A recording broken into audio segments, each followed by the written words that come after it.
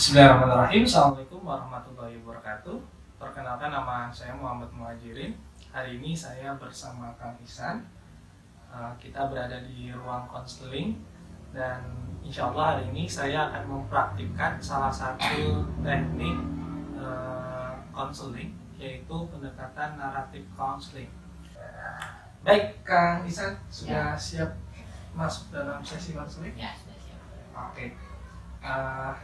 Baik Bapak dan Ibu, sebelum saya memulai, ini hanya kita mencontohkan bagaimana praktik atau protokol naratif konseling yang bisa saya praktikan ya Bapak Ibu.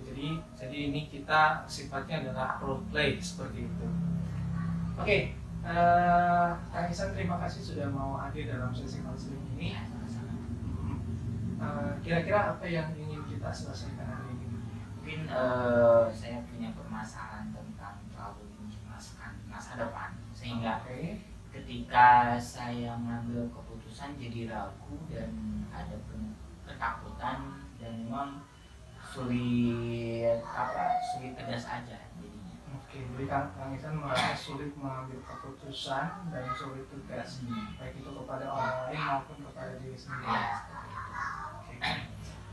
Kalau misalkan bolehkah saya tahu Kang, kejadian atau permulaan masalah itu Kang Ihsan sulit mengambil keputusan atau kecemasan itu mulainya kapan?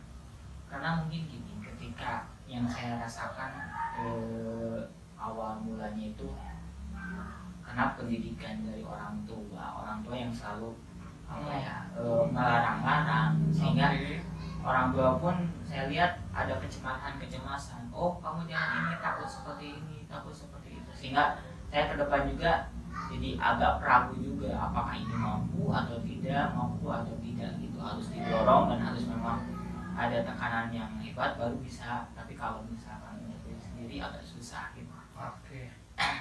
Nah, berarti kalau misalkan Kang Ihsan lihat kesulitan atau keraguan-keraguan ini muncul dari mulai pola asuh ketika Kang Ihsan kecil. Iya, seperti itu. Oke. Nah, ketika Kang Ihsan kecil dan diperlakukan sama orang tua, jangan seperti ini, seperti ini, timbulnya adalah menimbulkan keraguan dan ibaratnya membuat Kang Ihsan sulit mengambil keputusan. Dampak apa lagi yang membuat Kang Ihsan itu merasa ini itu adalah masalah yang terjadi pada diri saya? Ya.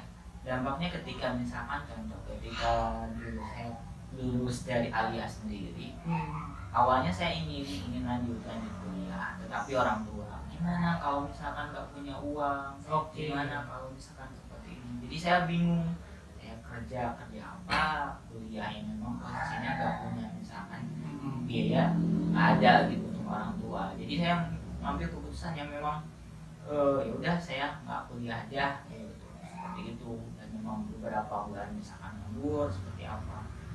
Seperti itu. Jadi kasus yang terakhir ini adalah kesulitan untuk memutuskan kuliah atau tidak. Iya, seperti itu. Jadi membuat ragu untuk mengambil keputusan terkait dengan pendidikan ya kan? Iya. Oke. Kira-kira ketika kebingungan, kesulitan itu muncul, perasaan apa yang Kang Ihsan alami?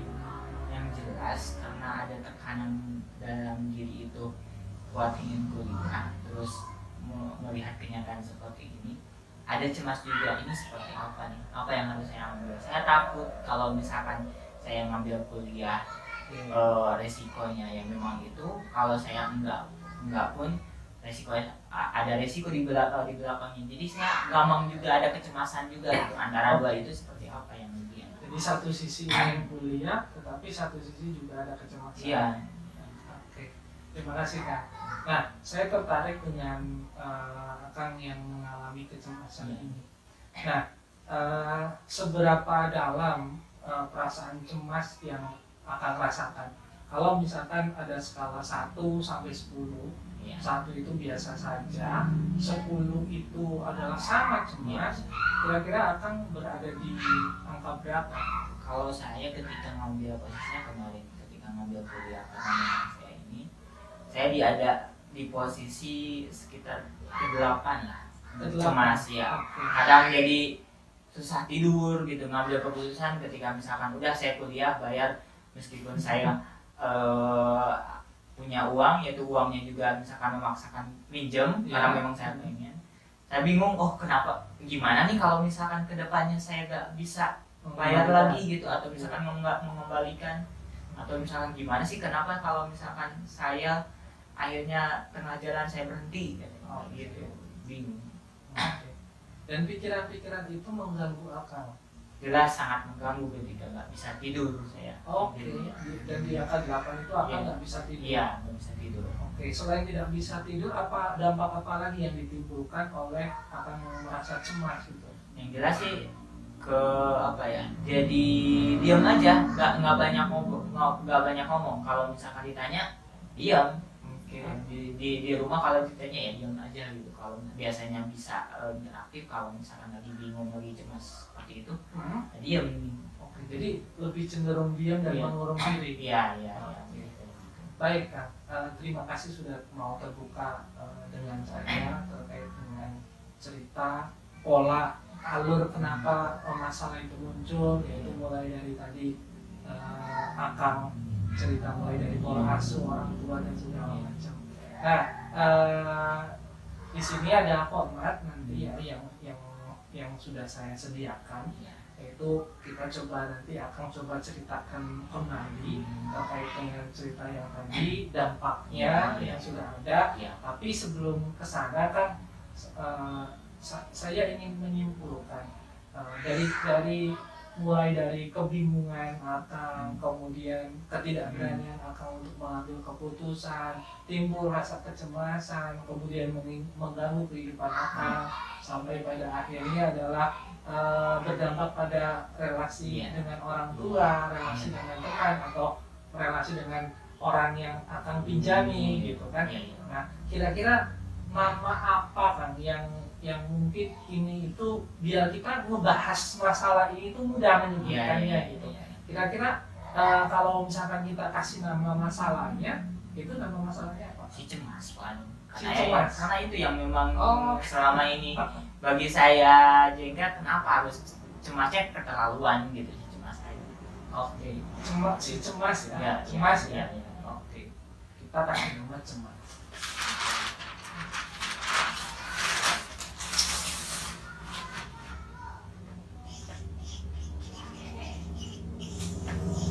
Oke Kang, boleh nggak akan berdiri di sana, kemudian ini ada satu kertas nih, saya tulis cemas ya, cemas. Oke, saya taruh di sini ya, kemudian akan berdiri di sana cemas. Coba biar terlihat di video, saya geser dulu ya. Oke.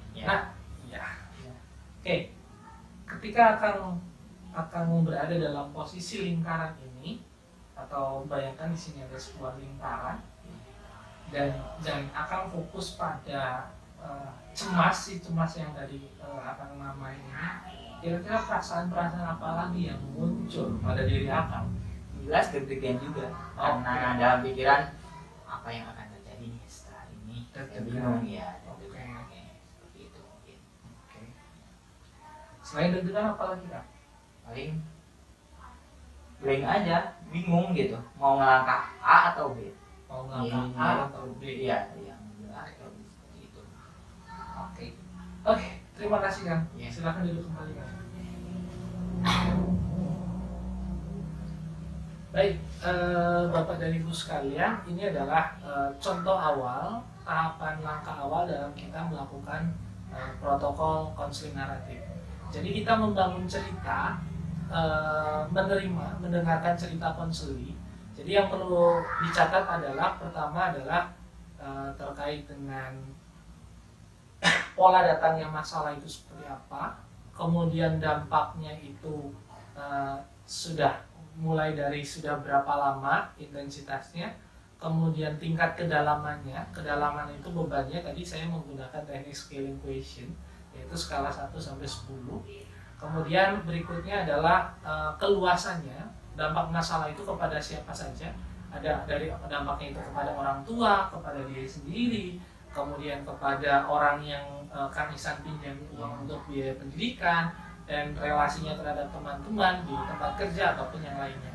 Nah, jadi itu yang kita targetkan pertama dulu, dan itu kita perlu lebih bagusnya nanti dengan worksheet. Jadi itu semuanya terdokumentasikan atau tercatat. Nah, setelah itu selesai, nanti akan ada yang namanya naming the problem, atau yang disebut sebagai kita menamai masalah tersebut agar klien merasakan terpisah antara dirinya dengan masalah yang akan terjadi pada masalah yang terjadi pada dirinya itu bukan bagian dari diri dia, atau sering kita sebut itu masalah itu di luar dirinya, atau externalizing the problem. Nah, itu Bapak Ibu yang perlu teman-teman catat dalam sesi protokol yang pertama ini.